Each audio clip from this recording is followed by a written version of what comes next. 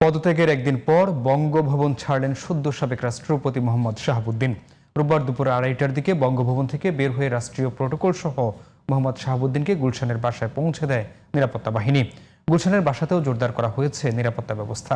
বিস্তারিত সাজ্জাদ হোসেনের রিপোর্টে। কেসারেন শেকড় থেকে শিখরে।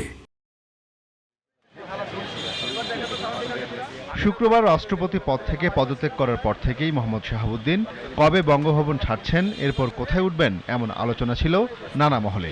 শনিবার থেকেই সংবাদ সংগ্রহে গণমাধ্যম কর্মীরা ভিড় করছিলেন গণভবনের সামনে। অবশেষে একদিন পর রোববার দুপুর 2:25 রাষ্ট্রীয় প্রটোকল সহ 18টি গাড়ির বহর নিয়ে বঙ্গভবন থেকে বেরিয়ে আসেন মোহাম্মদ শাহাবুদ্দিন। গুলশানে নিজ বাসায় পৌঁছাতে পুরো রাস্তা জুড়ে তাকে দেওয়া হয় ভিভিআইপি নিরাপত্তা।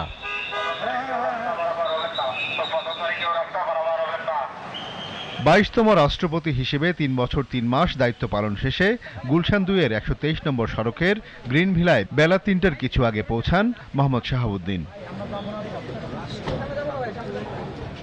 সকাল থেকেই গুলশানে বাসাটির আশেপাশে নিরাপত্তা ব্যবস্থা জোরদার করা হয়।